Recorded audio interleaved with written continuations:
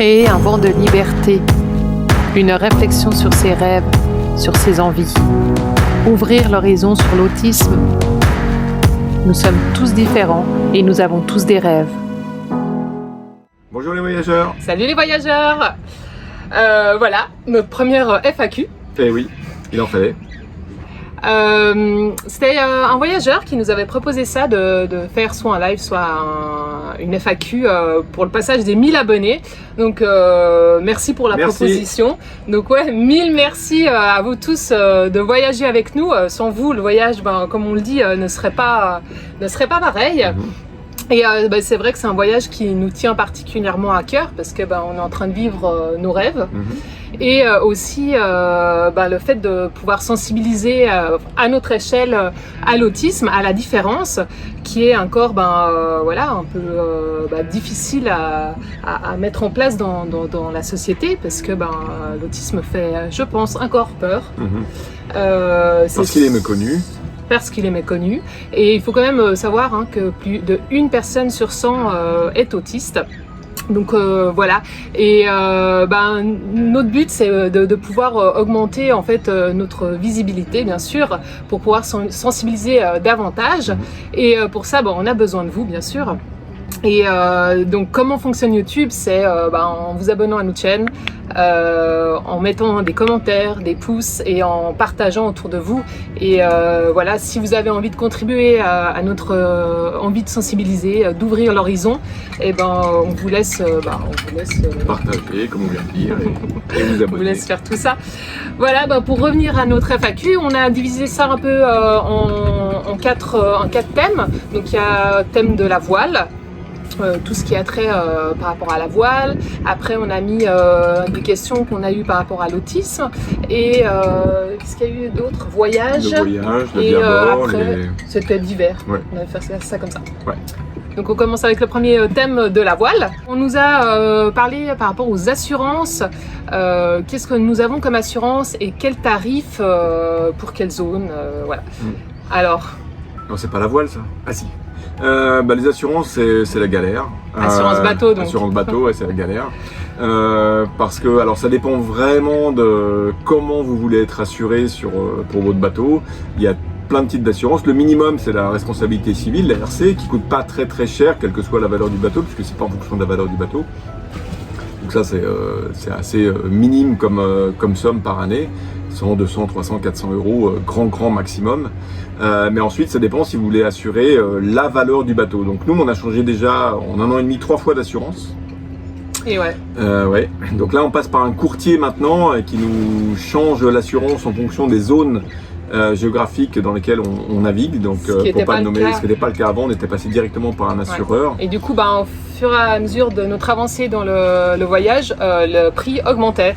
Et après, on a eu le problème de la période cyclonique. Ouais, donc il y a tous ces petits points à bien vérifier. Donc les zones de navigation, la valeur à laquelle vous voulez assurer votre bateau et la durée dans le temps.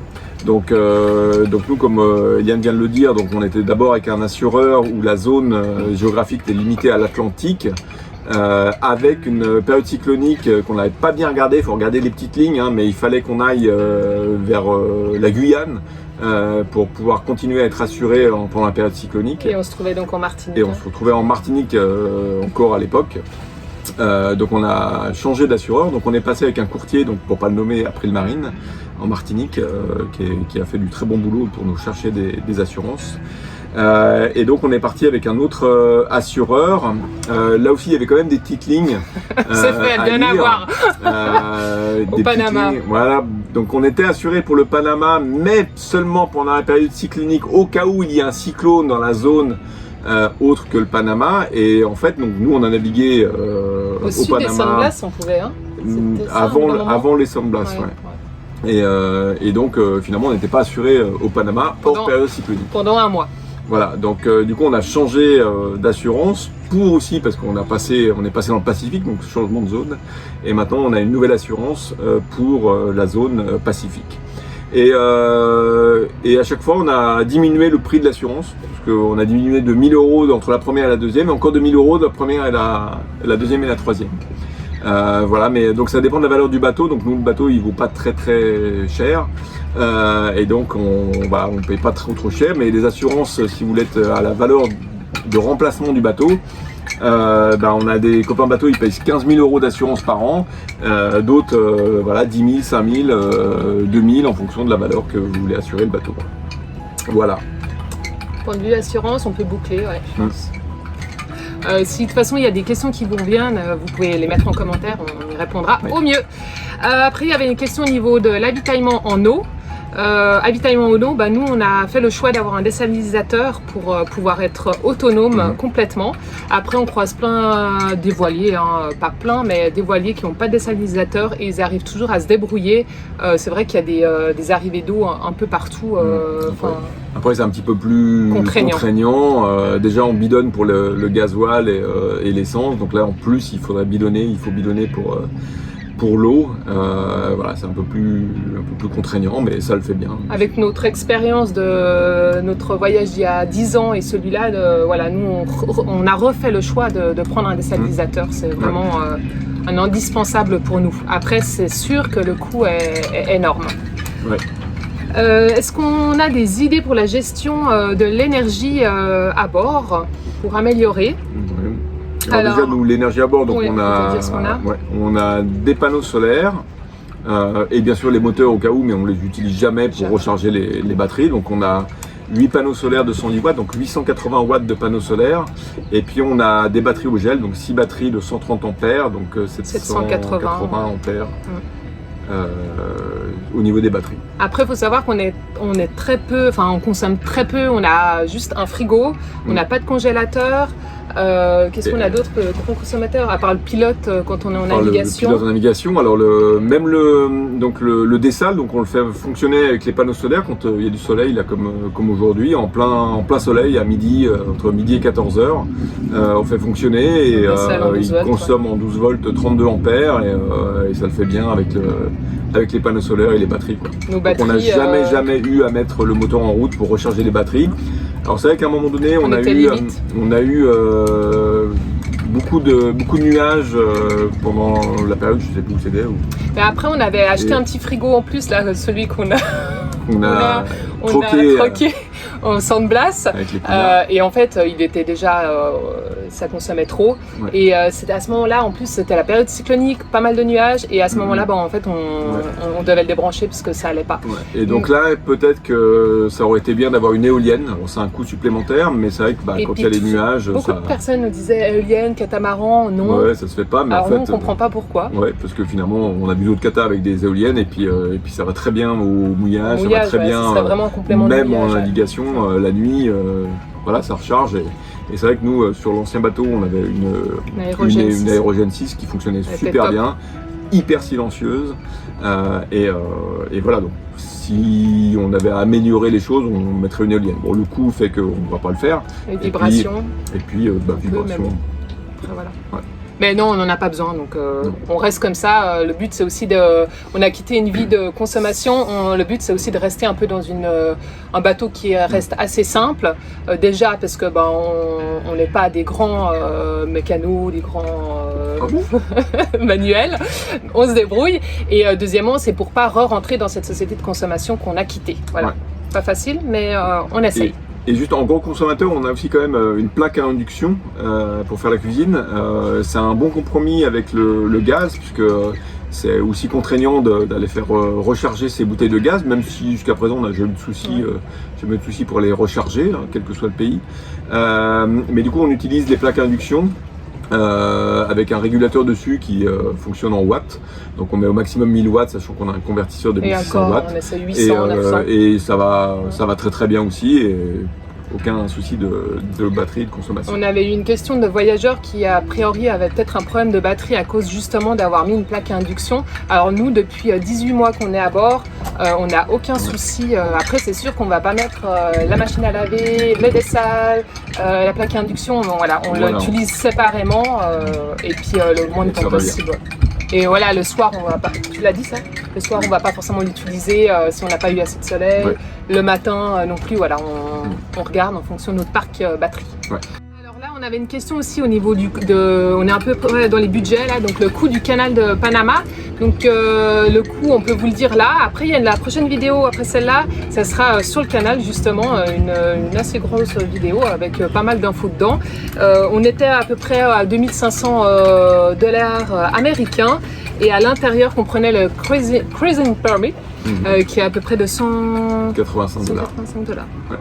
Et en puis, plus, il faut rajouter les endliners, donc les personnes qui nous aident et qui sont obligatoires. Enfin, si vous n'avez pas de personne qui a déjà traversé le canal, il faut 4 personnes, donc pour un catamaran, même pour un monocoque, pour les amarres et les bouées, et c'est 100 $ par personne. Il y avait la question du budget mensuel. Alors, tout ce qui est budget, c'est vraiment compliqué. Hein. C'est comme l'assurance. Enfin, c'est c'est nous, comment on vit nous. Ça dépend de chaque personne, chaque voilier. Il y en a qui vivent très bien avec 500 € et d'autres, s'ils n'ont pas dépensé 2500 €, ça va pas parce qu'ils font énormément de restaurants, énormément de sorties, énormément de location de voitures. Alors voilà, nous on a sur la dernière année, hein, c'est le budget de l'année passée. On a tourné à peu près à 1500 € par mois. Hors assurance. Hors assurance, et sachant que on a quand même fait des marinas, alors c'était pas trop prévu. On a le coût Covid aussi qui a grévé un peu le budget, puisque à chaque fois les tests PCR, c'est un coût non négligeable. Après on a sorti aussi Niue de l'eau, donc tout ça est compris dedans, hein, tout ce qui est l'entretien du bateau, tout est compris dedans. Donc budget alimentation, on ne peut pas vous le dire parce qu'en fait on inclut tout dedans. Ouais, on tient pas de compte en fait détaillé. Malgré que monsieur est comptable. Oui, mais justement je suis en vacances, je suis en pause là. Il y a 10 ans j'avais eu un super tableau Excel avec tout. Ouais, mais ça c'était avant. Bon, moi en fait je m'en fiche, je regarde pas. c'est pas mon dieu d'abord. Non, mais tant qu'on fait attention et voilà, on sait à peu près jusqu'où on peut aller, et on fait attention quoi. En tout cas, on fait peu de location de voiture, on fait peu de restaurants, on essaie de faire. Après, ça dépend, ça dépend le niveau de vie du pays. Par exemple, en Colombie, on a fait beaucoup de choses parce que c'était pas trop cher, donc ça compense en fait. On va faire plus de restos où c'est pas cher, et puis où c'est cher, on s'abstient de faire des restos. Un exemple. Ouais. Sachant que la Colombie nous a quand même coûté au final assez cher, puisque on est quand même resté un mois en marina. Plus on a fait un vol en avion, voilà.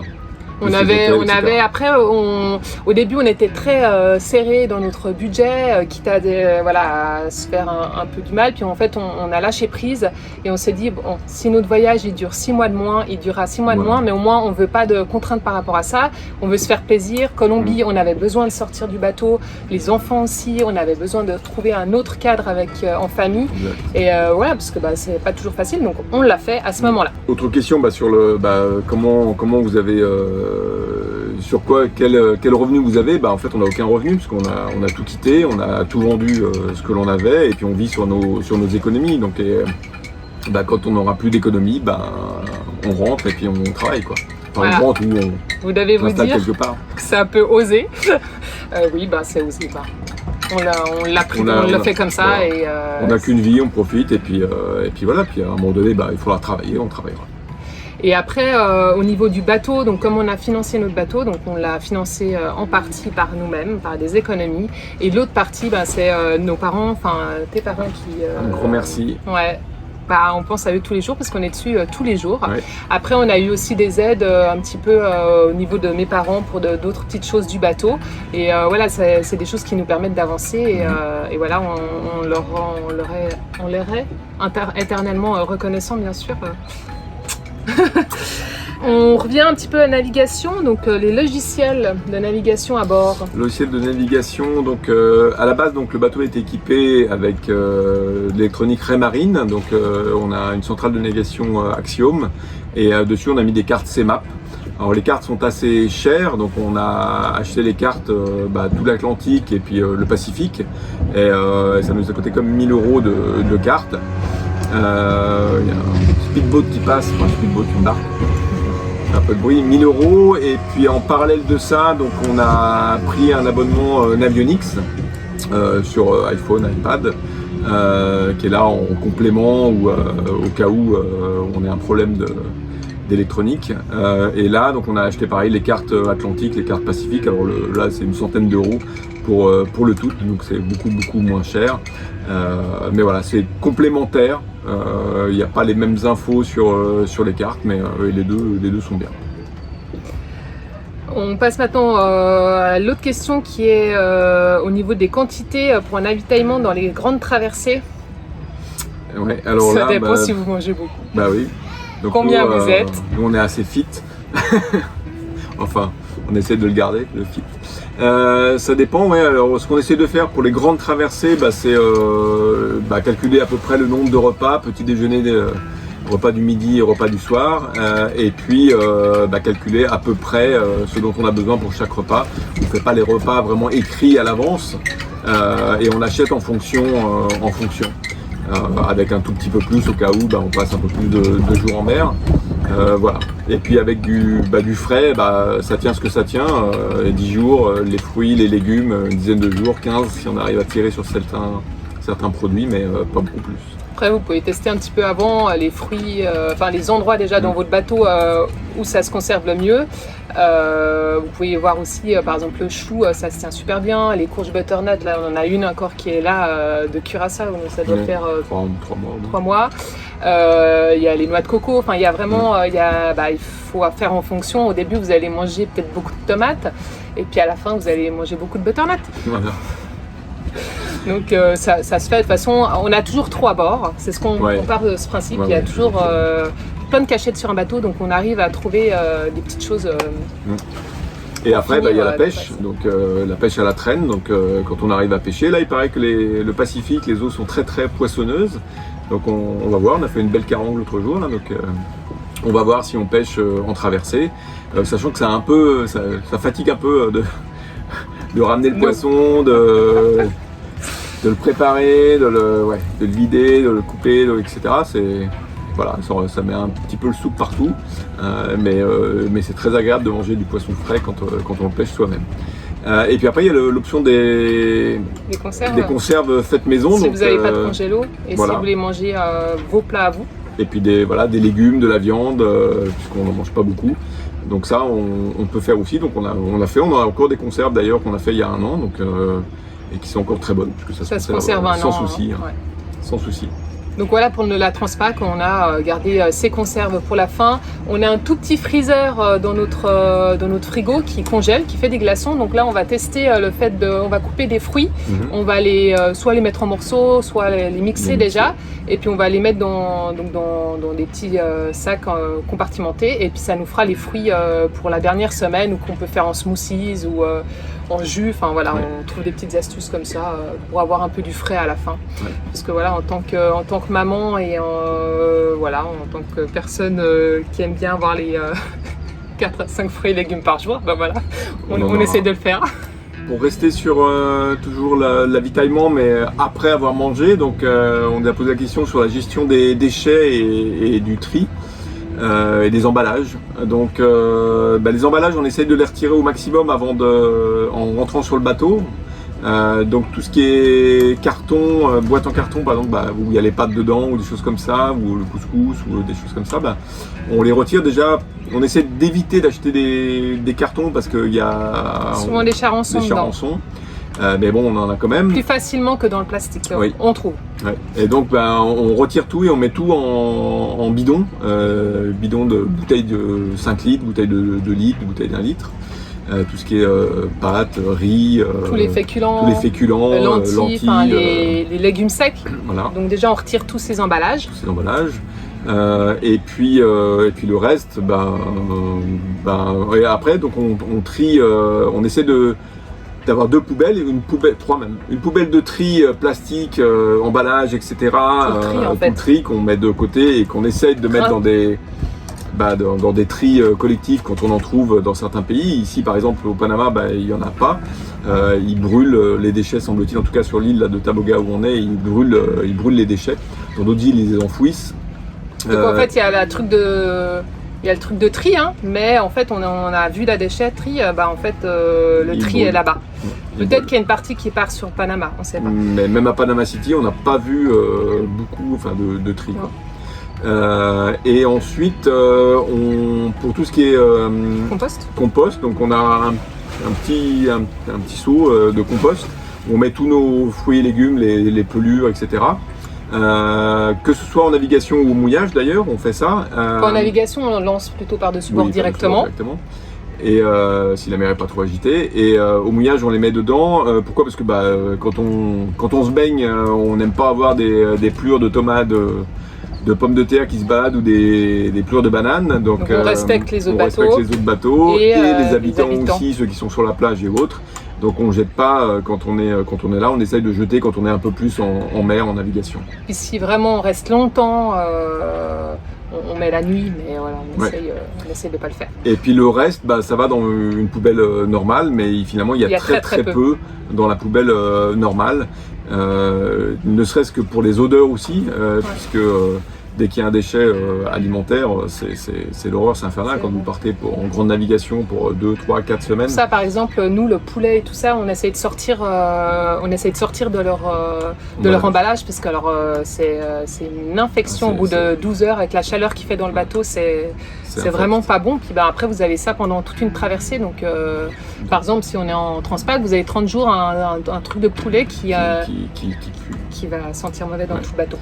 Et ce qu'on fait aussi, c'est de bien nettoyer tous les récipients de conserve et tout ça, bien nettoyer pour éviter que ça sente mauvais. Et après, vous pouvez aussi les écraser avec un marteau pour éviter que ça prenne trop de place. Voilà. Et après, donc recyclage, comme on a dit, si on trouve du recyclage. Donc on nous demandait aussi si on trouvait facilement des poubelles. Alors les poubelles, aucun souci. Le tri, oui, c'est compliqué. Poubelles, vous en trouvez partout. On passe au niveau de l'entretien. Enfin, c'est déjà de l'entretien là, mais au niveau Je m'entretiens bien, je rase ma barbe régulièrement. Enfin, c'est Eliane qui le fait, pareil pour les cheveux. Une fois par semaine. Une fois par semaine. Voilà, ça fait partie du temps qu'on prend pour l'entretien du bateau. Le skipper en fait partie. Voilà. Donc on a mis à peu près 3-4 heures par semaine. Difficile à dire. Difficile à évaluer parce que ça dépend s'il y a de la casse. On a eu très peu de casse, sauf au départ. Donc vous l'avez vu dans nos vidéos, les aléas du départ, où on a eu un petit peu des soucis au départ. Depuis, ça va beaucoup mieux. Maintenant, il y a toujours de l'entretien. Ce qui nous demande le plus d'entretien, finalement, ce sont les moteurs, en fait. Les moteurs inboard, donc les 2 moteurs que l'on a, puisqu'il faut de l'entretien régulier. Il peut y avoir une casse, par exemple là notre moteur hors bord, il y a eu une pièce qui a cassé, tout d'un coup tu prends une journée dessus, quoi. C'est très aléatoire. Après, je sais pas si la question était aussi au niveau du ménage et tout ça. Bon, le ménage c'est comme à la maison, ça dépend de chacun, mais plus rien de moins. Et puis après, voilà. Les contrôles, c'est beaucoup de contrôles aussi. Beaucoup de contrôles. Donc on monte au mât régulièrement et en tout cas avant chaque grande traversée pour s'assurer qu'il n'y a pas de soucis au niveau du mât. On contrôle nos écoutes régulièrement, nos poulies, on les... Voilà, un petit après, dès que tu passes dessus, tu regardes, enfin voilà, il faut être attentif tout le temps. Voilà, tout le temps, sur les serrures, sur les choses comme ça, où on met du WD-40. Dès qu'on peut, on met du WD-40 un peu partout. Voilà, puis après, voilà, ça dépend de chaque chose.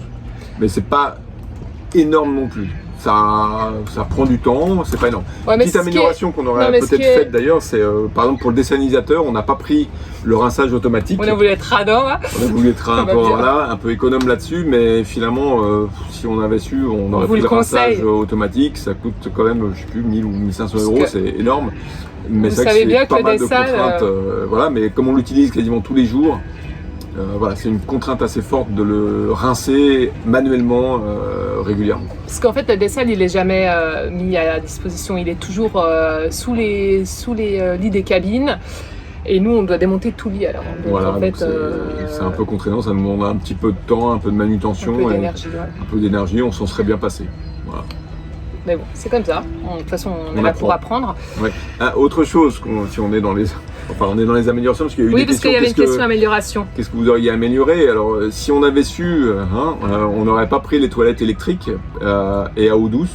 Parce que ça consomme de l'eau douce. On m'avait dit, oui, mais c'est bien parce que ça sent moins mauvais, tu parles. Ça se bouche régulièrement. Non, c'est une vraie galère, les toilettes électriques. Après, on n'a pas de souci de dessal, donc tout va bien. Voilà. Le jour où on a un problème de dessal, tout ira mal. Mais c'est vrai que c'est franchement pas terrible. Si on avait su, on aurait pris les classiques qu'on avait, c'était pas des classiques qu'on avait sur l'ancien bateau. C'était pas des c'était une pompe. Une pompe à dépression et Ouais. c'était super bien. C'était pas, j'ai oublié la marque. Mais ça se fait pas beaucoup. Hein, Ouais, ça se fait pas beaucoup. Qatar, moi j'ai jamais Ouais, vu ça. mais c'était super comme pompe. La vac. La vac, ouais, je crois que c'était ça. Et du coup, si on avait su, on aurait fait ça. Mais voilà. Parce que c'est aussi de l'énergie. C'est de voilà, l'énergie, un problème c'est de l'eau d'énergie. douce, Voilà. Puis c'est un problème potentiel en plus à voir. Voilà. Du coup, amélioration, qu'est-ce qu'on a fait nous en amélioration? On a mis une housse d'annexe. Ouais, de protection, puisque pareil pour une question de coût, on n'avait pas pris Ouais. une annexe en nipalon, qui coûtait plus de 1000 € en plus. Et donc on a fait faire une protection en Colombie, donc 250 € la protection. On a gagné quand même. Voilà, c'est 750 quand même des € d'économie et on a fait cette protection pour allonger sa durée de vie, bien qu'elle n'ait pas bougé. Elle est nickel. En 1 an et demi, elle est nickel. Mais voilà, ça va améliorer sa durée de vie. Si on peut la tenir jusqu'au bout, ça serait parfait. Ce qu'on referait, c'est par exemple, on a des taux là de soleil. Alors, elles sont très bien. Ça permet, quand il pleut, on est bien abrité. Et ça protège du soleil aussi. Ouais. Par contre, on en remettrait peut-être mais bon, le problème c'est si on change, on pensait plutôt mettre des toiles blanches ou qui laissent passer l'air et puis qui sont claires, donc moins chaudes. Des petits trous là dedans. Là, tous les le problème petits c'est que trous. ça passe l'eau, ça laisse passer l'eau. Ouais. Donc il faudrait presque avoir les deux. Pourquoi? Parce que donc elles sont C'est bleu royal et en fait ça capte la chaleur et c'est une étuve là-dessous. Qui fait beaucoup après trop chaud. l'avantage c'est qu'on peut fermer, ouvrir de chaque côté, donc il y a quand même un petit courant d'air. Ouais. Mais voilà, c'était amélioré, on changerait ça, on va pas le faire parce que ça a un coût, mais ça sera changé. Ouais. Non, ça vaut pas la peine, puis on est très bien comme Non, ça, oui, en fait. ça va très bien. Mais voilà, ce serait peut-être des petites idées qu'on a eues. Après, on a fait faire des poufs avec des protections au niveau du confort, pour pouvoir avoir un peu plus de place assise en navigation. On a mis des coussins qu'il n'y avait pas à l'arrière au siège de bar, aux 2 sièges de bar. Et puis on attend un gélaqueur, donc oui. trop bien. Parce qu'on n'avait pas de voile d'avant, donc au départ on avait un spied asymétrique, mais on l'a pas pris parce qu'il était trop vieux et il serait déchiré tout de suite. Et du coup là on a opté pour un gélaqueur. Merci à ton papa. Et donc on l'attend, là, on le fait fabriquer au Panama. Et on l'attend donc dans quelques semaines. Là. Donc il y aura peut-être des questions sur est-ce que ça vaut la peine de faire des voiles au Panama? Non, faites-les pas là. Ouais, c'est un petit peu plus cher qu'en Europe. Pas énormément plus. Non, mais disons, si vous voulez cher. gagner de l'argent en faisant une voile au Panama, vous n'allez pas gagner de l'argent. C'est pareil, quoi. C'est ce que je veux dire. Oui, c'est oui. pas l'endroit où. Non. Voilà. On apprend tous les jours. Après, c'était des dépenses liées à des avaries, à des imprévus. Alors oui, on a eu beaucoup de problèmes au départ. Il faut savoir qu'on a eu un bon service après-vente sur ce point-là. Voilà, c'était vraiment bien. Et après, voilà, qu'est-ce qu'on a eu là, dernièrement? C'était les pompes de cale, une après l'autre. Les pompes de cale de chaque côté. De chaque côté de la cale moteur. Il y a l'embout en fait qui sort où il y a le tuyau qui est raccroché, en fait, qui a complètement cassé. Ouais. Donc on les Sur a changés. Les 2 pompes de cale. Après... Une malfaçon sur les pompes au départ, je sais pas.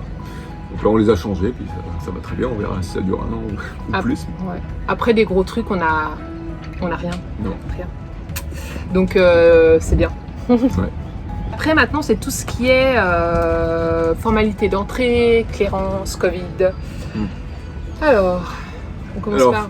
formalité d'entrée, donc ça dépend de chaque pays, mais c'est assez contraignant. Il y a des pays où ils sont très très bien organisés, c'est très bien structuré, c'est très carré, ça va vite, c'est super. Et il y en a d'autres. Faut attendre 24 heures, 48 heures. La personne est là, elle est pas là, elle va revenir. Il n'y a pas elle revient pas. Il n'y a pas le bon papier, machin. Enfin voilà, ça dépend de chaque pays. Après, ça fait partie du jeu, du voyage, et c'est comme ça aussi qu'on rentre dans la culture locale. En fin de compte, on sait un petit peu comment ça fonctionne, voilà, l'organisation du pays, c'est intéressant. Voilà. Et après, comment on se renseigne sur les formalités à faire justement? Alors il y a un site, noonsite.com, où il y a des formalités. C'est pas toujours à jour. Surtout là avec le Covid, en fait, ils arrivent. C'est normal, impossible de suivre. Et après, c'est les bateaux copains qui sont déjà passés. Juste pour dire, avec Noonsite, en fait, ce qui est pratique de Noonsite, parce que comme on vous le dit, c'est pas à jour, mais il y a toujours les sites, en fait, les sites officiels de chaque pays. Et en fait, de là, vous pouvez aller sur le site et vous avez toutes les infos, ou alors vous avez des adresses email et vous pouvez communiquer comme ça. Et vous avez les infos de dernière minute comme ça.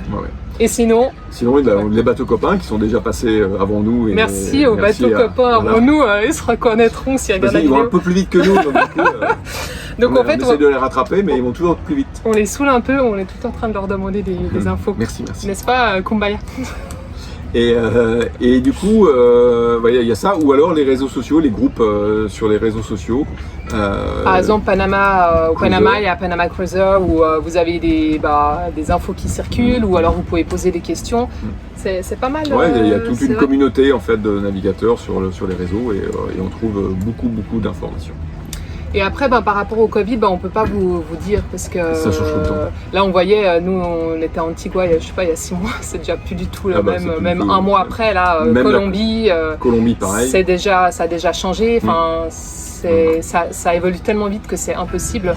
Mais voilà, renseignez-vous bien sur Noonsite. Vous avez les sites, les emails, et puis avec ça, vous êtes. Et donc renseignez-vous sur le coût des tests PCR aussi, surtout parce que, comme on l'a dit dans le budget, ça grève un peu le budget parce que. Voilà, il y en a certains, c'est pas trop cher encore, 30-40$, mais il y en a d'autres, ça peut monter à. Jusqu'à 175. Ouais. Donc ça commence à faire. Des fois, il y a les enfants aussi, donc nous à 4, ça commence à faire une belle somme. On essaye de l'éviter parce que voilà, on a des spécificités, puis même, c'est pas agréable pour personne de faire des tests PCR. Et par contre, si vous êtes en préparation d'un voyage comme ça, sur le départ, prévoyez un budget par rapport à ça, parce que on s'est fait un petit peu, pas avoir, mais voilà, ça, on n'avait pas du tout anticipé le prix. Ça modifie notre voyage, c'est sûr. Ouais, sur les escales qu'on fait ou qu'on ne fait pas, et sur le coût que ça engendre. Donc nous passons maintenant au thème par rapport à l'autisme. Donc la première question était l'évolution de notre fils Naël pendant ce voyage par rapport à l'autisme.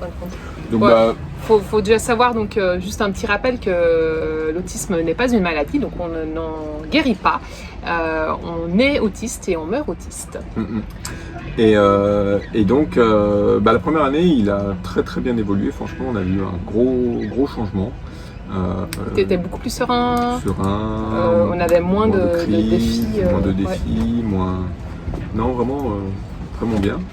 Et puis là, depuis quelques temps, on sent que ça revient un petit peu. Alors, est-ce que c'est le fait d'avoir eu le canal de Panama, le fait de passer le canal, il a pensé, peut-être qu'on a mal expliqué, qu'il y aurait beaucoup de changements après, que le Pacifique, ça allait être différent de l'Atlantique, et en fait il n'y a pas eu de changement puisque voilà, et ça l'a perturbé un petit peu. Ouais, parce qu'on était hyper enthousiastes en fait. Ouais, voilà, il pensait que ça allait être tout de suite en fait. On n'a peut-être pas assez mis de planning visuel en place, pas assez de choses, et du coup mais on est toujours sur le bateau, on est toujours sur l'eau. Voilà, pour l'instant, il n'y a rien changé, ça n'a rien changé, non. Donc notre enthousiasme a été mal interprété, on l'a mal expliqué aussi. On en apprend tous les jours. Voilà, on apprend tous les jours. Après, après ça c'est moi, mais je vous le dis honnêtement, on a introduit des jeux vidéo parce qu'il a découvert ça sur un autre bateau copain. Et depuis, moi, je trouve que il a ça en tête, donc il a gardé en fait le nom de la Switch en tête, et c'est devenu quelque chose qu'il fallait absolument qu'il ait. Et donc là, on a réussi à l'avoir, et en fait, c'est quelque chose qui devient une petite obsession. Ouais. Donc c'est un peu plus compliqué. Donc par exemple hier on était en train de boire un verre tranquillement sur la plage après une randonnée, et il commence à avoir un petit peu des comportements des filles et tout ça. Et pourquoi? Parce que en fait il voulait rentrer au bateau pour jouer à la Switch. Donc nous on pense que c'est ça. Après il y a eu Beaucoup de changements quand même, beaucoup de changements. Après, il y a aussi peut-être une fatigue parentale, hein. Ça on ne l'exclut pas parce que la vie n'est pas toujours simple. Hein. 24 heures sur 24, 7 jours sur 7, en couple et en famille, avec les enfants, c'est pas toujours évident. Dans un lieu restreint, des fois on peut pas aller à terre, on peut pas bouger, voilà, donc c'est pas facile tous les jours quand même. Hein. Après, on n'arrive pas forcément à le montrer dans les vidéos, mais voilà, il faut vous rendre compte que on est souvent tout sourire, on est souvent c'est beau et tout ça, mais c'est aussi difficile. Alors, on dira pas que c'est plus difficile qu'avant parce que je pense qu'on avait atteint un seuil vraiment critique. Mais c'est pour ça aussi qu'on est parti. Hein. C'est un des. C'est pas toujours simple et je pense qu'on aurait besoin un petit bouffée d'air. Donc on est peut-être en train de regarder, je sais pas, si on reste un peu plus longtemps à un endroit pour pouvoir essayer de les scolariser un peu. Ou alors on verra déjà, on va traverser le Pacifique et puis on verra après aussi un petit peu comment ça se passe. Après, on se laisse, de toute façon on est toujours en train d'adapter. Donc l'évolution a été très très belle sur une année, là on trouve un petit peu moins. Après, est-ce qu'il a fait aussi peut-être le tour? C'est un enfant qui a besoin de découvrir beaucoup de choses, d'assouvir, et une fois qu'il a fait un peu le tour, il doit passer à autre chose. Donc peut-être qu'il a un petit... dans cette phase-là où il a besoin d'autre chose. D'autres choses, voilà, à voir. C'est vrai qu'on parle beaucoup d'autisme et de routine parce que les autistes ont souvent besoin de routine un peu plus importante que d'autres personnes. Donc on nous demande comment se passe la routine pendant notre aventure. Donc, parce que la personne qui a posé cette question a l'impression qu'il n'y a pas beaucoup de routine justement. On suppose. Oui, on suppose. Oui. Ouais. Et en fait, il y a des routines. Et le fait d'habiter sur son bateau, on est déjà dans notre maison. Donc ça, c'est un point très important et qu'on ne se verrait pas du tout faire un voyage en sac à dos avec nos particularités. Ouais. Ce n'est pas possible. Puisque là, finalement, on a nos routines. On dort dans la même cabine, dans la même chambre. On prend les repas qui sont au même endroit. Voilà, il peut organiser, structurer sa chambre comme il le souhaite. Les repas, il a sa place assise à la table et il veut garder cette place assise à chaque fois, même quand il y a d'autres personnes qui viennent à bord pour manger ou boire un verre, il a sa place assise et il veut garder cette place assise. Voilà, donc après, on se réveille, il y a le petit déjeuner, il y a le brossage des dents, il y a l'école, et puis après il y a le jeu. Et ils savent très bien, ils savent après quand on change la routine, c'est comme un peu sur Terre. Hein, il sait que s'il n'y aura pas l'école, mais il y aura on ira à terre. Donc il y a beaucoup de routines. Le soir, on essaye de faire des jeux. Un jeu de société, on mange, après c'est brossage de dents, lecture, dodo. Donc le matin et le soir, il y a vraiment la routine est tout le temps pareil. Donc c'est ça qui est chouette en voilier et aussi même à terre. Nous on imagine ça peut-être dans un van pour des personnes qui ont besoin de stabilité. Ce serait quelque chose de possible. Donc voilà, une aventure avec routine. Et oui. Comment fait-on l'apprentissage adapté? Donc, comme on l'avait déjà expliqué, moi j'avais pris une formation avec Epsilon à l'école de 2 semaines qui nous est utile. Alors on fait pas tout le temps ça. En fait, on fait un mixte. On fait un peu un mixte. On a des livres de base et après on adapte selon ses besoins. Mathématiques, donc on a aucun souci. Voilà, il a vraiment beaucoup de facilité. Très performant. Après, ce qu'on peut rencontrer comme problème dans les mathématiques, c'est que il n'a pas intégré, pour lui, les mathématiques, ce n'est pas de l'écriture. Et lui, il déteste écrire. Ça lui demande beaucoup d'efforts. Et du coup, il s'est dit, maths, non, ce n'est pas de l'écriture. Donc voilà, c'est le problème en fait qu'on va rencontrer plus, c'est il va être frustré en faisant les maths parce qu'il va devoir écrire le problème, écrire la réponse. Et il comprend pas non plus qu'il doit poser en fait le cheminement qu'il fait dans sa tête. Donc voilà. Il donne la réponse juste, mais il faut expliquer comment il est arrivé à la réponse en l'écrivant ou en l'expliquant expliquant, et ça c'est difficile. Donc c'est sur ça qu'on va travailler. Voilà. Après, en français, donc on a la chance de pouvoir vraiment prendre le rythme en fait de notre enfant, de nos enfants, parce qu'on fait en fait pareil pour les deux. Donc on suit en fait pareil un livre. Après on va adapter, quand on voit qu'il y a trop d'écriture, et ben on va essayer de mettre juste un exercice d'écriture. Il y a des choses qui sont très rébarbatives, par exemple de la lecture avec des questions derrière. Il a compris le fonctionnement, comment répondre aux questions. On va pas, soit on va faire la lecture et puis il va dire oralement la question, il va pas l'écrire, et on va pas tous les faire en fait. Après on adapte aussi un petit peu avec les lettres mobiles, donc plutôt d'écrire, il va poser avec les lettres mobiles. Voilà, on essaye de rendre la chose un peu plus attractive, de modifier. Quand on voit qu'il commence à s'ennuyer, on passe sur une autre méthode, sur une autre façon de faire. Voilà comment se passe notre... Oui, sachant qu'on fera une vidéo oui, on voulait faire spéciale école, mais pour les deux enfants. Donc on expliquera peut-être mieux à ce moment-là. Mais voilà, ça se passe plutôt bien, il évolue bien, donc il évolue en fait. Il a fait de beaux progrès. Tant qu'un enfant évolue, on part du principe que c'est bon signe. A-t-on rencontré d'autres personnes ou organismes locaux qui sont en lien avec l'autisme?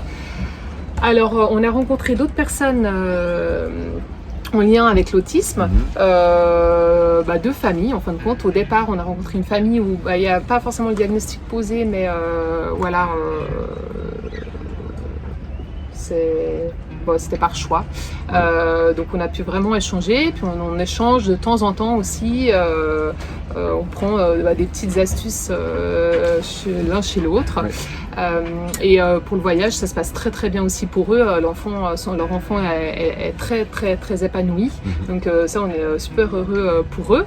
Et sinon, il y a une autre famille aussi qu'on a pu échanger avec eux. En fait, on a pu on a eu l'impression de pouvoir les accompagner un petit peu en tant que parents avec notre façon de voir les choses. En fait, une famille qui est partie et ils avaient déjà des difficultés avant avec leur enfant, et en fait ils sont rentrés pour pouvoir avoir un diagnostic qui viennent d'avoir. Et voilà, donc on a beaucoup échangé avec eux autour de ça, et on espère pour eux qu'ils pourront trouver toutes les clés pour pouvoir repartir dans un projet qu'ils ont gardé en tête.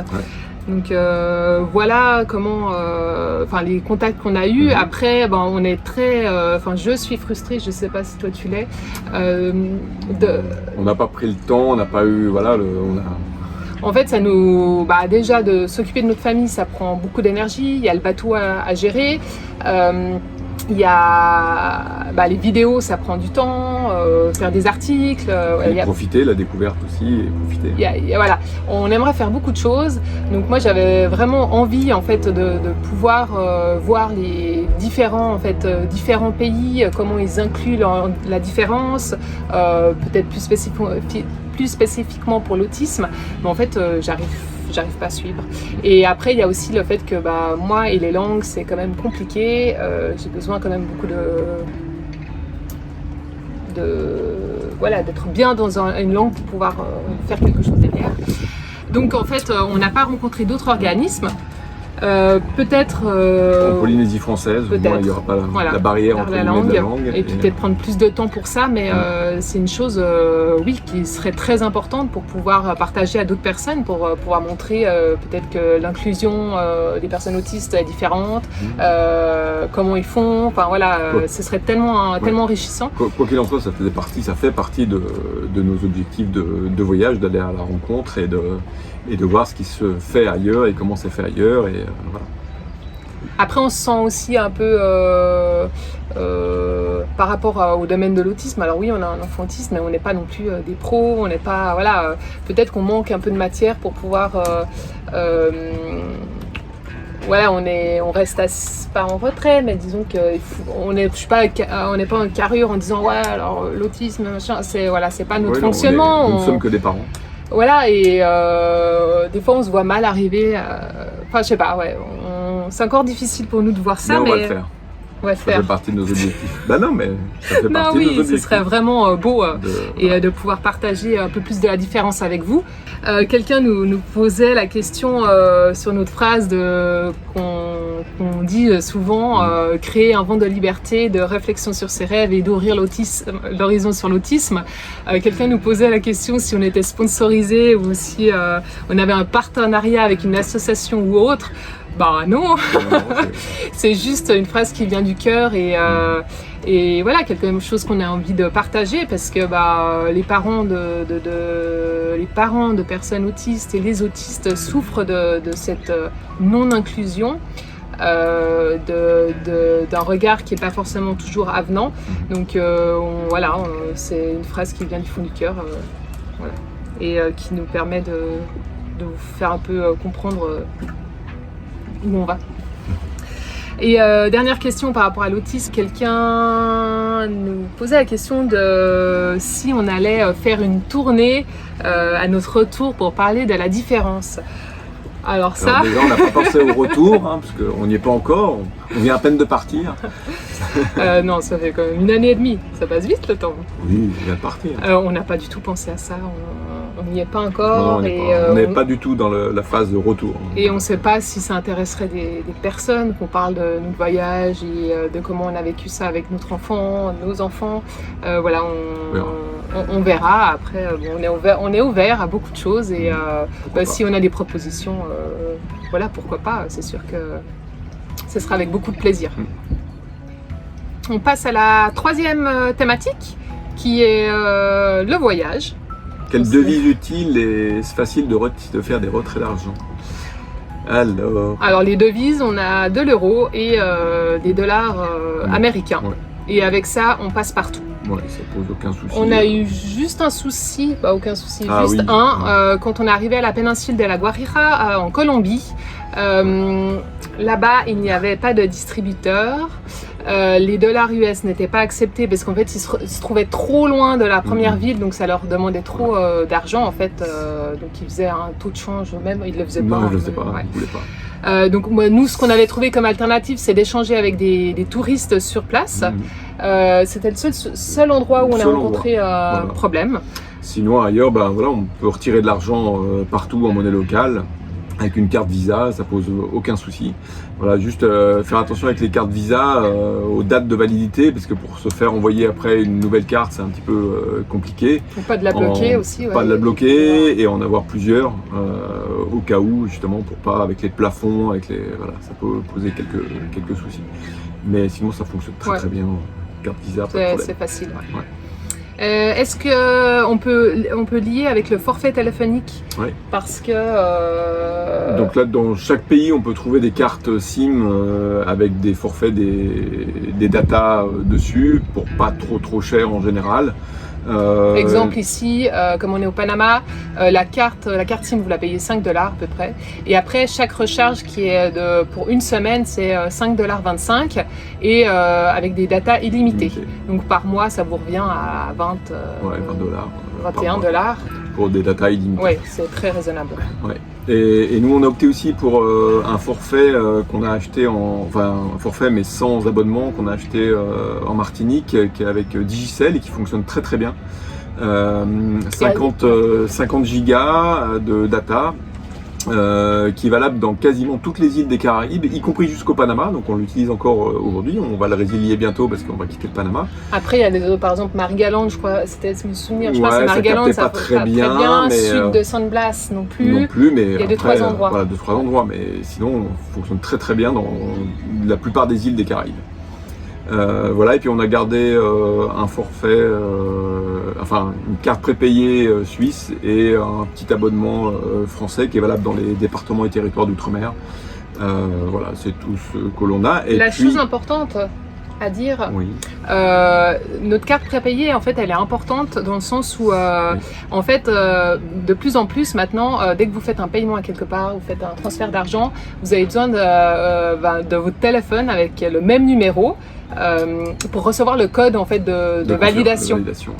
Et en fait, le problème, c'est si vous changez tout le temps de numéro, vous allez pas, enfin, je sais pas si la banque va accepter, mais c'est contraignant, quoi.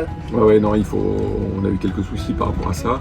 Donc ce qu'on fait là, on a tout sur la carte prépayée. La carte prépayée, et puis comme ça, on n'utilise pas de données ou de data, mais on peut recevoir, partout dans le monde, et voilà, c'est bien utile, y compris pour les impôts par exemple, tout ce qui est administration, avec les codes, pareil, la double clé fait qu'ils envoient un code par SMS, et important à avoir. C'est top, ouais. Après, en termes de communication aussi, il y a le téléphone satellite. Donc on a l'Iridium Go et on l'a coupé là pour l'instant puisqu'on était aux Caraïbes. Et on va le reprendre, on l'avait pris pendant la Transat et on va le reprendre pendant la Transpac. Voilà, donc prévoir des cartes SIM de rechange en fait. Oui. Parce que si vous faites vous partez d'Europe et vous faites un tour du monde, en fait dès qu'on arrête le forfait, la carte SIM elle est plus valide. Elle est plus valide. Donc il faut reprendre une autre carte SIM. Donc prévoyez-en, parce qu'après ça dépend où vous êtes, mais si tout d'un coup vous rendez au dernier moment ah mince, il faut que je change ma carte SIM. Faut en trouver, et on n'en trouve pas partout forcément, et donc c'est $10 la carte SIM, et il vaut mieux en avoir quelques-unes d'avance. Dernière question au niveau du système de voyage, c'est la connexion Wi-Fi ou 4G. Donc 4G, on en a parlé avec les forfaits téléphones, donc on est en 4G un peu partout. Des fois, alors à des endroits ça saute un peu, c'est pas net, mais ça va, normalement ça va bien. Très très bien. Et le Wi-Fi, vous pouvez en trouver après dans tout, si vraiment besoin. Dans les centres commerciaux, dans les restaurants, les bars, il y a un petit peu partout. Après, juste pour vous expliquer, là, toutes les vidéos qu'on exporte sur YouTube, elles sont faites avec nos forfaits téléphoniques, notre 4G. Donc, alors des fois c'est long, c'est très long, mais ça passe. Voilà, des fois il faut essayer plusieurs fois. La nuit ça passe mieux. Enfin voilà, mais ça passe. Voilà pour le troisième thème. Dernier thème, donc d'hiver. Parce qu'on ne savait pas où classer. Tout ça. On nous demandait une journée type au mouillage et une journée type en mer. Donc ça tombe bien, la journée type en mouillage, elle est filmée, pas encore montée. On vous la diffusera pour pas que vous nous oubliez quand même pendant nos 30 jours. Qui va être très très longue. Ce serait dommage. On vous la passera à ce moment-là. Et oui, navigation, on y a déjà pensé. Après, c'est de l'énergie de filmer, on ne croit pas comme ça, mais voilà, ça demande quand même vachement d'efforts. Alors pour la Transpac, on pense la faire. Après, si on n'est pas trop fatigué. Ouais, juste navigation en fait, parce que ce serait plus l'objectif de filmer sur 24 heures, non-stop en guillemets, mais voilà, de faire sur 24 heures. Et on va déjà prendre notre rythme pendant la Transpac, et puis si on a l'énergie au bout de 2 semaines, là, pas à la fin parce que je pense qu'on sera cuit, au bout de 2 semaines on vous filmera ça, et on vous la passera bien sûr. Donc pas de souci pour ça, mais je pense que ce sera plus voyant en format vidéo qu'en format explicatif, oral. Des questions par rapport à l'école. Donc comme tu disais, on va certainement faire une vidéo sur l'école. Mais en fait on a tellement d'escales que en fait on n'a pas le temps de tout faire. On a prévu de la faire, mais on n'a pas encore fait. Donc quelle école avons-nous choisi? Donc la première l'école année, de la vie. La première année on avait choisi le CNED, juste les 2 matières maths français, et là on l'a pas repris. Par contre on a des livres, et on travaille un cursus, scolaire normal, mais juste maths français. Après on adapte selon ce qu'on veut faire ou pas. Et le reste, on fait, c'est l'école de la vie, donc on a des encyclopédies. Quand on visite des endroits, quand on visite un pays, on se renseigne et on explique aux enfants quel pays c'est, où est-ce qu'il se situe sur la carte, quelles sont les particularités de ce pays, comment fonctionne l'économie, de quoi ils vivent. Est-ce que ça fait un pauvre, un pays riche, un pays, quelles sont ses ressources, comment est la Terre, est-ce que c'est une île volcanique, ou est-ce que donc tout ça on l'apprend et on l'explique aux enfants. Après, il y avait des voyageurs on a échangé un peu avec eux et ils étaient assez, par écrit, ils avaient l'air assez stressés. Alors on les comprend parce qu'on l'a été aussi stressé. Après, je pense que ça change la donne si vous partez une année ou sur un plus grand laps de temps. Parce qu'une année, c'est sûr qu'une année après, ils retournent dans le cursus scolaire standard. Donc il faut qu'ils aient, quand même les acquis, il faut qu'ils aient appris. Alors que nous, sur le fait qu'on part 4-5 ans, justement, ce qui est positif, c'est de pouvoir aller au rythme de l'enfant et d'avoir moins de pression et de faire confiance en fait aux enfants, parce que c'est vrai que on n'a pas été forcément éduqués dans ce sens-là et c'est beau de pouvoir le faire pour eux. Donc nous, notre organisation, c'est en fait, on fait 1 heure d'école le matin, juste après le petit déjeuner, tous les jours. Et en fait, les jours où on va à terre, on ne le fait pas. Ça nous permet en fait de rattraper un petit peu 1 heure tous les jours, même si ça peut être pendant 2 semaines, on va faire 2 semaines 1 heure. Il n'y a pas de week-end, il n'y a pas de vacances scolaires. Voilà, juillet-août, on fait l'école, il n'y a pas de vacances scolaires en fait. Après, ça peut être 1h30, ça dépend à l'enfant aussi comment il est réceptif. Des fois, ça tourne super bien, donc on fait un peu plus long. Et donc, on fait c'est des maths français. On prend aussi du temps l'après-midi pour faire un petit peu d'anglais. Voilà, on trouve ça très important. Ouais, c'est indispensable maintenant l'anglais. Et comment on s'organise, temps visite, temps école, comme on vous dit, en fait, on ne va pas forcément rattraper, se dire ah mince, on a été beaucoup à terre, il faut rattraper. Non, on fait pas forcément ça. Après, on appelle, on a l'école du lundi comme on nomme. Donc ça, c'est plus on prend des cahiers et puis des livres et puis on fait sur l'apprentissage des codes de la route, la civilité, différentes choses. Donc ça permet de souffler un petit peu. Sur de la poésie, sur de la culture, de l'art, des choses comme ça. Et par contre, si on voit si vraiment on a pris entre guillemets, on n'a pas fait beaucoup d'écoles de maths français, on va pas faire l'école du lundi, puis on va compléter cette journée par une journée d'école traditionnelle. En tout cas, par rapport au cursus aujourd'hui, ils sont plutôt en avance sur le programme qu'en retard. Donc, en tout cas, juste pour le français, pour Naël, c'est un peu plus dur. C'est un peu plus dur, mais on n'est pas en retard. Après, plus de la moitié de l'année. On nous posait la question, par exemple, en Colombie, comment on a fait pour faire l'école à terre. Ce qu'on a fait, on a pris des livres avec, on les a fait lire tous les jours. Après, vous avez un petit bout de terre, on a fait quelques calculs. On a essayé de les faire travailler au quotidien, mais ou sur des petites choses, peut-être faire du complément reprendre avant de partir à terre, par exemple tout ce qui est des petites choses, des notions qu'ils doivent savoir qui sont pas acquis, et travailler ça en fait, ou alors des mots outils, vous mettez sur une feuille et puis ils travaillent ça pendant qu'on est à terre. Voilà, ils contrôlent l'addition du restaurant, ils payent l'addition, ils contrôlent la monnaie. Voilà, on vous dit toutes ces idées, mais on le fait pas forcément. Mais on le fait de temps en temps, mais des fois on a plus de patience que d'autres et des fois. Mais c'est en tout cas, effectivement on le fait. Il y avait une question aussi, si on prépare des sujets à l'avance par rapport à la visite et à la balade que l'on fait. Alors c'est assez rare.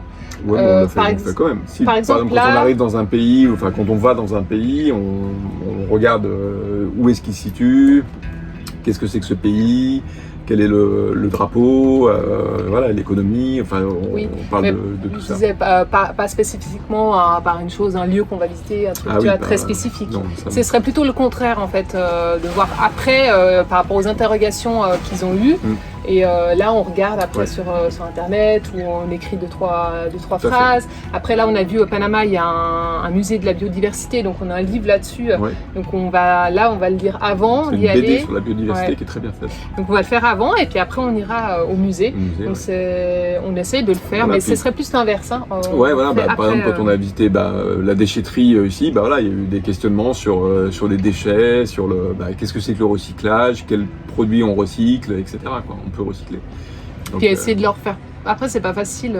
Camille est un peu petite, Naël, plus difficile à ressortir ce qu'ils pensent. Mais voilà, qu'est-ce que ça leur fait de voir des déchets comme ça à terre. On s'est promené à Panama où c'était assez pauvre. Qu'est-ce que ça vous fait ils se rendaient pas compte. Mais voilà, il Il y a beaucoup de questions qui viennent après. Ouais, qui viennent après et que voilà, on essaye de les questionner et de répondre au mieux à leurs questions. Au niveau de l'application de randonnée qu'on utilise. Alors, la fameuse application Windy Maps. Windy Maps. Windy Maps, donc c'est la même que c'est une application qui fait la même que pour je vais y arriver, pour la météo de navigation. Donc, mais elle s'appelle Windy Maps. Donc, vous pouvez télécharger les cartes pour l'utiliser sans connexion. Ça, c'est super pratique. Donc voilà, donc on a toutes les randonnées qu'on a faites, on l'a faites avec ça et ça fonctionne super bien. Partout où on a été, il y a juste vraiment des traces indigènes en Colombie. Voilà, où vraiment il trouvait pas et elles étaient indiquées, mais c'était pas exactement au bon endroit. Mais sinon tout le reste, franchement, très très bien quoi. Donc il propose les chemins. Ouais. Ou alors vous pouvez mettre l'endroit où vous voulez aller et puis là il vous trace la route. Ouais. Non, vraiment très bien. Et donc il parle comme un GPS. Voilà, ça vous avec le chemin et donc sans connexion, vous téléchargez les cartes et c'est parfait. Bon, c'est un peu moins naturel parce que oui, mais vous l'entendez parler, mais voilà, si vous êtes tout seul, vous avez une compagnie comme ça. Voilà. Mais ça dit, je sais pas comment, pour certains endroits, on n'aurait jamais trouvé le chemin. Hein. Ça nous fait faire des belles découvertes et puis comme vous savez qu'on adore prendre de la hauteur pour voir l'horizon au loin, pour changer notre horizon, et ça nous convient parfaitement. Question suivante, est-ce qu'on a adapté notre régime alimentaire? Par la force des choses, on a été un petit peu obligé puisque voilà, on mange encore moins de viande qu'avant, un petit peu moins de poisson, même si on en mange quand même passablement, moins de fruits de mer.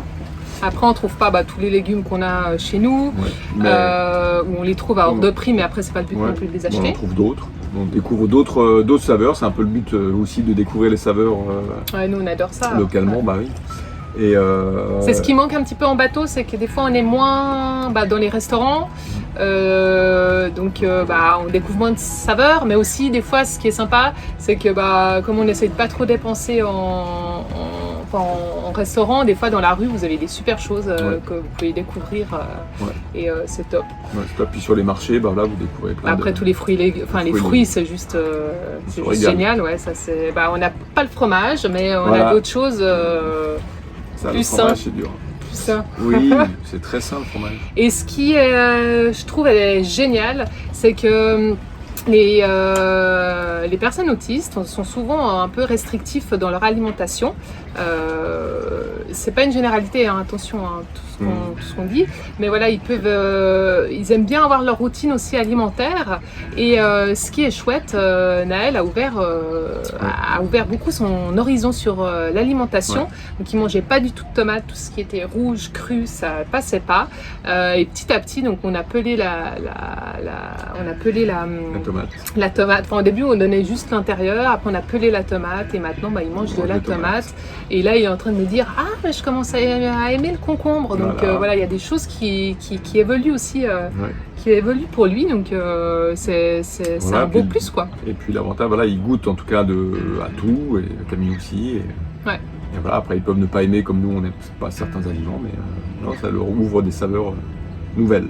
Comment fait-on pour les visites ophtalmologiques et tout ce qui est lunettes? On essaie de se débrouiller d'être dans les pays français. Donc le dernier contrôle a été en Martinique. Alors bon, certes un peu compliqué parce qu'ils sont débordés. Donc on est passé en fait par un orthoptiste. Orthoptiste, exactement. Qui nous a pu, comme on avait une ordonnance d'avant. De moins d'1 an. Il a pu en fait la corriger et puis la prolonger d'une année. Donc ça c'était pratique et donc on a fait nos lunettes là-bas et donc comme certains le savent, on a eu des soucis après. Naël, il a perdu ses lunettes dans l'eau du port de Santa Marta, autant dire que impossible de les retrouver. On n'a pas plongé.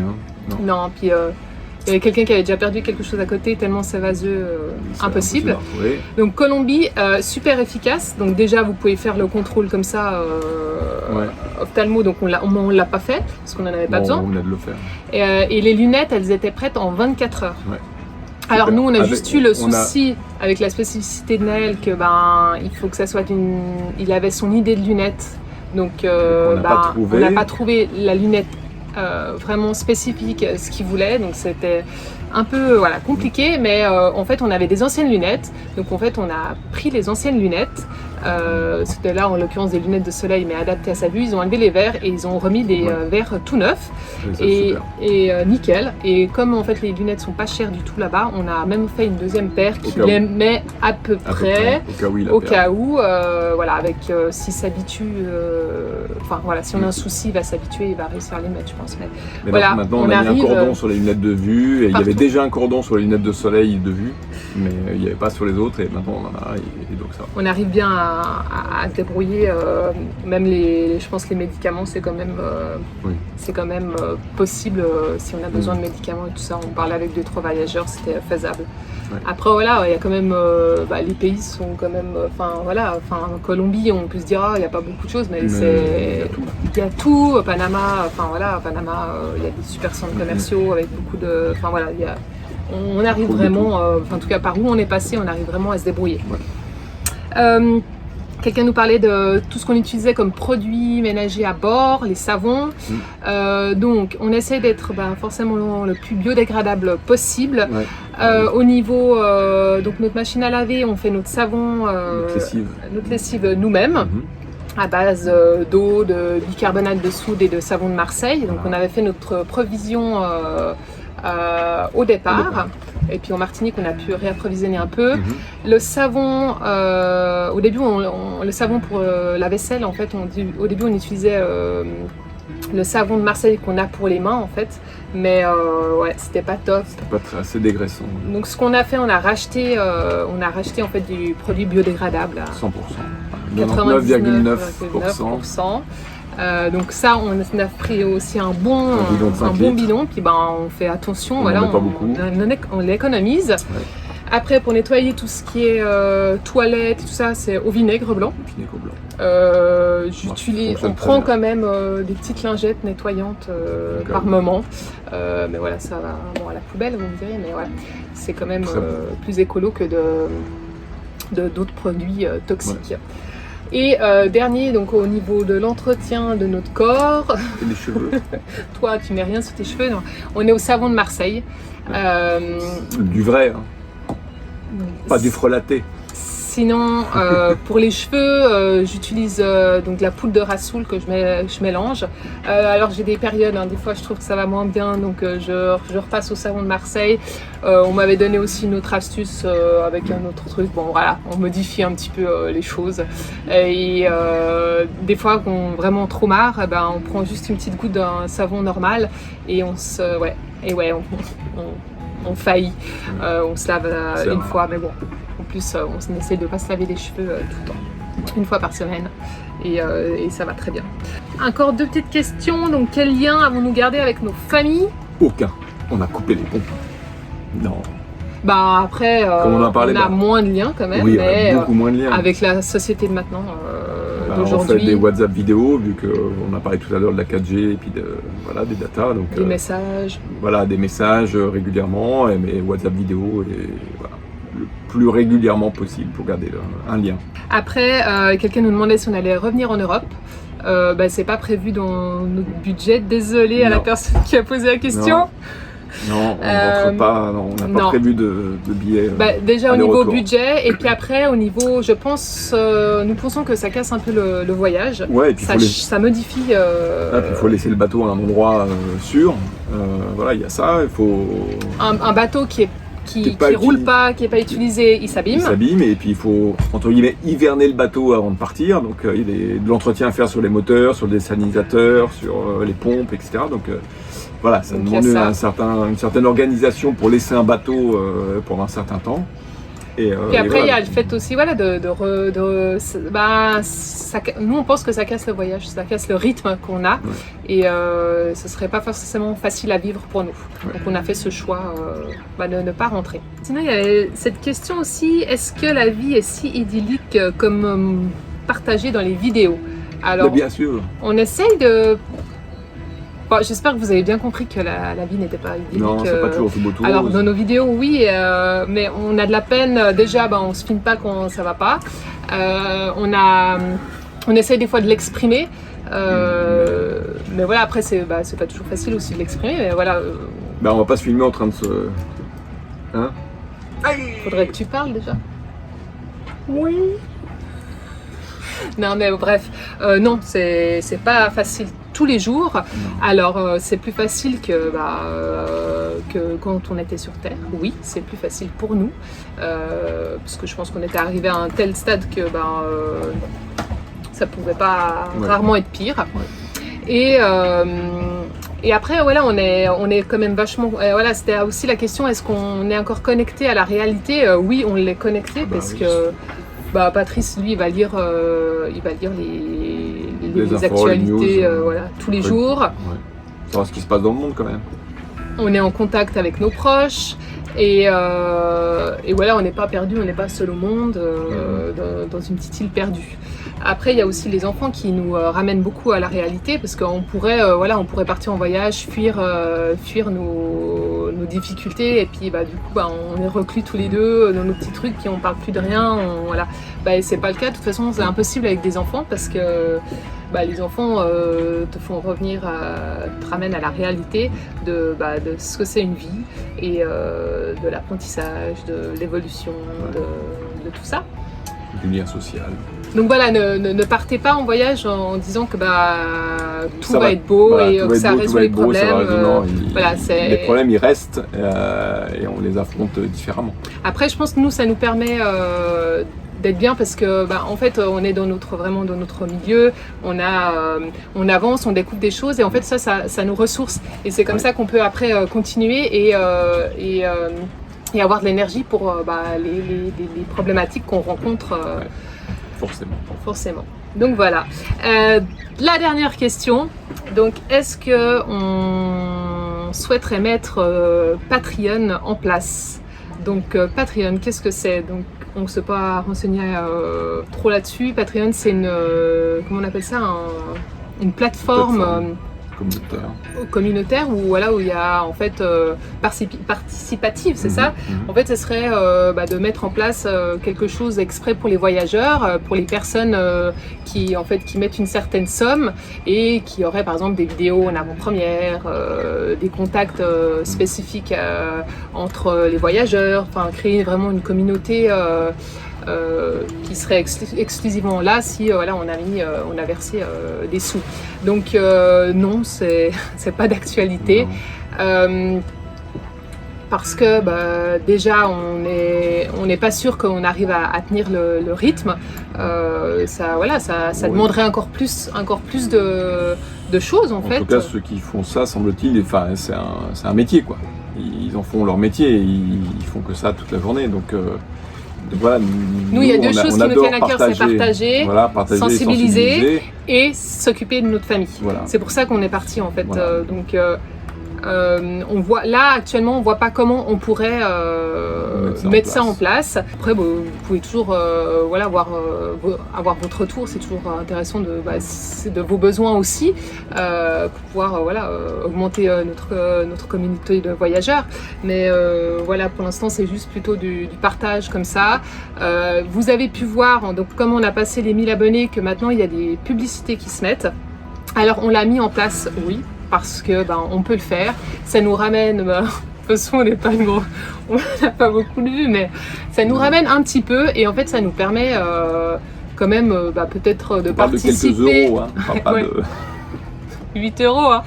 Non, mais ça nous permet de participer parce qu'en fait, pour avoir les musiques en libre de droit, on a payé de l'argent pour ça. On a payé de l'argent pour le logiciel. On paye de l'argent pour du matériel quand même pour faire du montage. Donc, ça va nous rembourser ces petites choses. Voilà. Si ça peut nous rembourser un petit peu, c'est toujours ça de prix. Voilà, on est toujours très heureux de partager. Ouais. Et puis faites-nous un petit retour sur cette FAQ, comment vous l'avez perçu, si vous avez des questions, si c'était trop long. Voilà, n'hésitez pas à partager. C'est chouette. On vous souhaite tout de bon. On sait que c'est toujours compliqué un peu partout dans le monde avec cette crise sanitaire. Et on essaie de vous envoyer des belles ondes et prenez soin de vous et on vous dit à tout bientôt pour la suite de nos aventures. C'est clair, il y aura peut-être encore une petite vidéo avant qu'on parte. après celle-là, et puis ça sera après Transpac. Allez, bye bye les voyageurs! Bye bye les voyageurs, à bientôt! Et n'oubliez pas de créer un vent de liberté, de réflexion sur ses rêves et d'ouvrir l'horizon sur l'autisme. Eh oui, ciao! Ciao!